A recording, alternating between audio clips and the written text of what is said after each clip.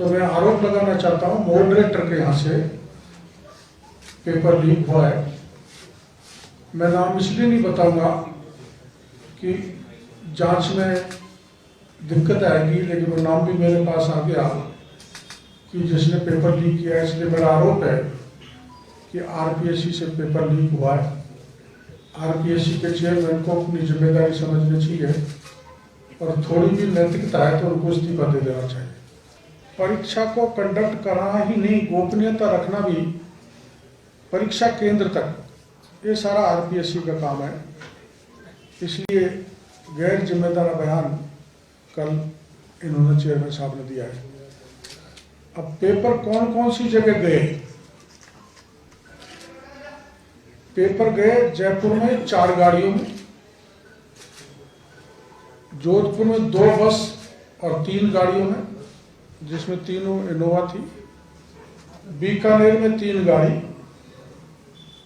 अजमेर में 2 गाड़ी, अलवर में 4 गाड़ी, भरतपुर में 5 गाड़ी, दौसा में 2 गाड़ी, कोटा में 2 गाड़ी, उदयपुर में 1 बस और 5 गाड़ी। ये उदयपुर की जो बस है, ये बस 21, 22, 24 को होने वाली सब परीक्षाओं को बच्चे को भर के ले लिए। तो मैं मांग करूंगा जांच अधिकारियों से कि 3 दिन बराबर बस बच्चों को पेपर पढ़ाती हुई गई है, जाते हुए बच्चे गए हैं और लौटते हुए बस खाली निकली है। तो इसमें इस प्रकार से राजस्थान में 3000 बच्चों को इन वाहनों से पेपर पढ़ाया गया। अब इसमें गैंग कौन कौन है? ढाका की महेंद्र बिश्नोई, रेलवे में कोई डिप्टी पद पर है, हैकर है, ऑनलाइन परीक्षा हैक करता है। इसने ऑनलाइन परीक्षा हैक की, रेलवे की, जेईएल की, टेक्निकल हेल्पर की, रेलवे प्रमोशन की, संविदा एएनएम जीएनएम आदि की।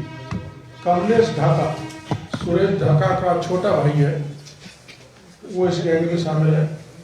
सुनील सारण, देवीलाल वड़सरा और ये इसमें शामिल है। इसने रूपाराम धोरीबन्ना बाड़मेर में है, जो रसिया में बीबीएस कर रहा है। नरेश बिश्नोई, ये डावल का निवासी है। सुनील भादु एनडीसी है, जो बेरोजगार संघ है, संयुक्त बेरोजगार संघ, उसका नेता है। और एक सुरेश साहू है, दूसरा बनवारी लाल है जोधपुर का, जो सुरेश ढाका का मित्र है। एक है सुनील बीकानेर, कोचिंग पार्टनर है इनका, अपना ढाका का। राजू ढाका, मदन पंपवाला, मनोहर एलडीसी, एक मंत्री जी का ये स्टाफ है। और मंत्री जी का बाद नाम भी अभी मैं नहीं बताऊंगा, बाद में अपने आप उजागर हो जाएगा, इसको पकड़ेंगे तो। आपको जानकारी है कि जेईई भर्ती परीक्षा का पेपर लीक हुआ था, तो उसका हमने आंदोलन किया था, वो रद्द हुई थी, एसओजी की जांच दी थी। एक पेपर लीक हुआ था शहीद मेजर दिग्विजय सिंह सुबेर स्कूल झोटवाड़ा से। उसकी स्कूल में कार्यरत परीक्षा प्रभारी लाइब्रेरियन पीटीआई जगदीश यादव ने एक पेपर दिया था भूपेंद्र और सुरेश ढाका को। आज दिनांक तक स्कूल का नाम पता एसओजी ने कर लिया, राजेंद्र यादव का भी पता लग गया, वो क्यूआर कोड से पता लगा, लेकिन आज तक एसओजी ने इसकी राजेंद्र यादव से आज तक जांच नहीं की, इसलिए कि इसमें सुरेश ढाका था। मैं एसओजी की भूमिका बता रहा हूँ आपको कितनी पक्षपातपूर्ण है। सुरेश ढाका जयपुर में लंबे समय से कोचिंग चला रहा। उस कोचिंग का नाम था उमंग। जब इनका नाम पेपर लीक में आया सुरेश ढाका पे, कई पेपर लीक में, तो सुरेश ढाका ने कोचिंग का नाम बदलकर अधिगम कोचिंग कर दिया। उसी जगह उसका नाम अधिगम कोचिंग कर दिया। मैंने पहले की पत्रकार वार्ता में आपको बताया था कि सुरेश ढाका ने आरएएस परीक्षा 2018, अगर आपको ध्यान हो तो 2021 एक कांस्टेबल पेपर लीक में पत्रकार वार्ता में मैंने आपको बताया था सुरेश ढाका का हाथ है। कई मीडिया के भाइयों ने उसको छापा भी था, लेकिन इनके रसूखात बहुत ज़्यादा हैं। सुरेश ढाका के बड़ा पैसे वाला है, और किन किन से रसूखात हैं, विभिन्न दल के नेताओं से, उनका मैं नाम बताना ठीक नहीं समझता। हो सकता है उनके कारण ये बसता है। इसके दूसरे साथी जो ढाका का है, भूपेंद्र उर्फ भूपी, इसके साथ कुछ पुलिस के लोग मिलकर भी पेपर लीक करते हैं, और कुछ एसओजी के लोग भी उसमें शामिल हैं। मैंने पहले पत्रकार वार्ता में आपको बताया था कि एसओजी के रीट पेपर के जांच अधिकारी, मैंने नाम लिया था मोहन कोसवाल, वो इनसे मिले हुए रीट पेपर लीक वालों से, और एक केंद्रीय जांच एजेंसी का एक व्यक्ति है, वो भी इससे मिला हुआ है। वो भी मैं इस समय बात नाम बताना ठीक नहीं समझता कि पुलिस की जांच में फर्क पड़ेगा। ढाका, जो सुरेश ढाका है, उनकी एसओजी के एक अफसर की और सेंट्रल एजेंसी के एक अफसर की प्रॉपर्टी में साइलेंट पार्टनरशिप है, जिनको जानकारी है कि ढाका इस ढंग के अवैध अनैतिक काम करता है, और वो समय समय पर ढाका को बचाते रहते हैं। सुरेश ढाका का कंडक्ट कभी भी ठीक नहीं रहा। आप सबको, मीडिया वालों को जानकारी है कि इसके खिलाफ मनी लॉन्ड्रिंग का केस चल रहा है। भाग के बाहर से यहाँ आया, यहाँ अपना इंस्टीट्यूट खोल लिया। सुरेश ढाका के 15 लाख फॉलोवर है फेसबुक पर, जो मेरे भी नहीं है। 80 + 80 + 80 240 प्रश्न आरपीएससी द्वारा सुरेश ढाका गैंग को दे दिए गए। इन्होंने दिनांक 21 तारीख को होने वाला पेपर जो सामान्य ज्ञान का था, वो 20 तारीख को ही दे दिए 240। समझ रहे हो ना? जिनको 21 को पेपर होना था, उनको 20 तारीख को उपलब्ध करा दिया 240 क्वेश्चन। फिर जिनका 22 को पेपर होना था, उनको 21 को उपलब्ध करा दिए 160 क्वेश्चन, और जिनका 24 को पेपर होना था, उनको 80 क्वेश्चन उपलब्ध करा दिए 23 दिसंबर को।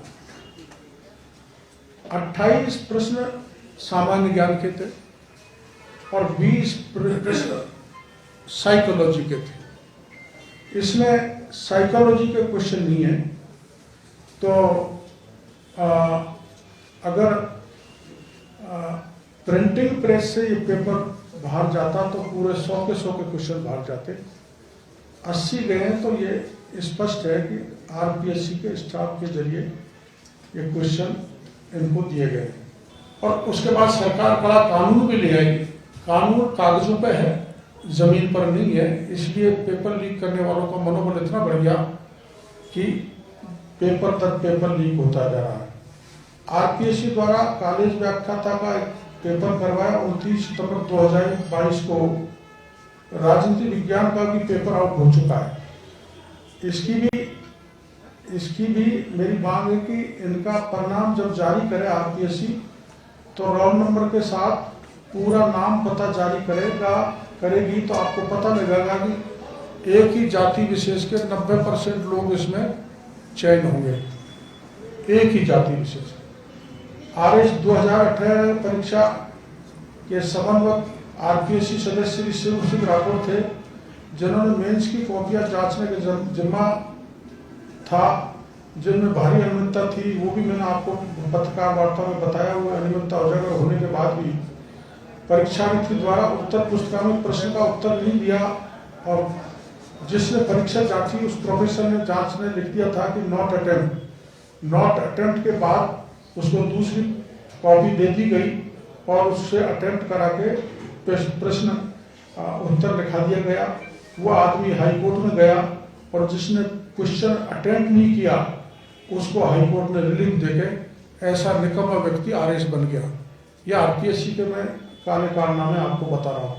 इस समय 2021 में भी मैंने बताया था आपको पत्रकार वार्ता में, शिव सिंह राठौर कार्यवाहक चेयरमैन थे, उनकी देखरेख में मुख्य परीक्षा हुई थी। 18/12/2021 को आरपीएससी अध्यक्ष बनने के बाद आरएस बन गए।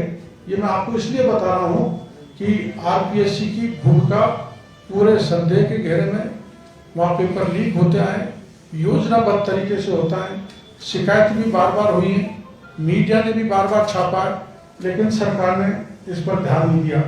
सब इंस्पेक्टर का पेपर भी बड़े पैमाने पर लीक हुआ था। बेरोजगारों और बेचारों ने खूब प्रमाण दिए, लेकिन सरकार ने सुनी नहीं। अंत में वो निराश होकर बैठ गए। एक ही गांव से आपकी जानकारी में आए थे कि 6 सब इंस्पेक्टर बन गए थे एक ही गांव से। इस प्रकार से पूरी आरपीएससी पर मेरा आरोप है कि आरपीएससी एक भ्रष्टाचार का केंद्र बनी हुई है। पेपर लीक ये जो अभी हुआ है ये आरपीएससी से हुआ है। और अगर मेरी मांग है सरकार से कि सुरेश ढाका को पकड़ेंगे तो आरपीएससी भी पकड़ी जाएगी। और मैं चाहूँगा कि राज्य सरकार की एजेंसी चाहे एसओजी हो, जब मैंने आपको बता दिया कि एसओजी के लोग भी इसमें पेपर लीक करवाने में शामिल हैं, कुछ बड़े लोग भी शामिल हैं और कुछ सत्ताधारी दल के लोग भी इससे जुड़े हुए हैं, कुछ बेरोजगार छात्र संघ यूनियन के लोग भी इसमें निकलेंगे, तो इसकी मैं सरकार से मांग करता हूँ कि सीबीआई की जांच कराया जाए। राज्य की एजेंसी फिर वही होगा जैसे रीट में हुआ था। मैंने आपको कहा था कि शिक्षा संकुल डीपी जारौली तक मैंने रीट का मामला आपको वहाँ तक बताया था। सरकार ने आनंद फानंद में डीपी जारौली को बर्खास्त कर दिया था। बर्खास्त के बाद डीपी जारौली ने राजनेताओं पर का हाथ होना बताया था। मैंने आपको राजीव गांधी स्टडी सर्कल का इन्वॉल्वमेंट भी बताया था। और आखिर में छोटे लोगों को, मछलियों को तो पकड़ लिया सरकार ने, लेकिन डीपी जारौली को क्लीन चिट दे दी। इसलिए मेरे को लगता है कि यहाँ सुरेश ढाका को भी सरकार क्लीन चिट दे सकती है। अतः मैं सरकार से मांग करता हूँ कि अब ज्यादा राजस्थान की जनता, राजस्थान के बेरोजगार बार बार के इस पेपर लीक को, जो अब तक 16 बार हो गया, बर्दाश्त नहीं कर सकते। कानून की स्थिति भी बिगड़ सकती है। मैं मुख्यमंत्री गहलोत जी से निवेदन करूंगा कि इसकी जांच सीबीआई से कराएं, सब इंस्पेक्टर की भी कराएं, और जो आरएस के मैंने बताएं उनकी भी कराएं, जिससे दूध का दूध और पानी का पानी हो सके और राजस्थान के लाखों बेरोजगारों को न्याय मिल सके।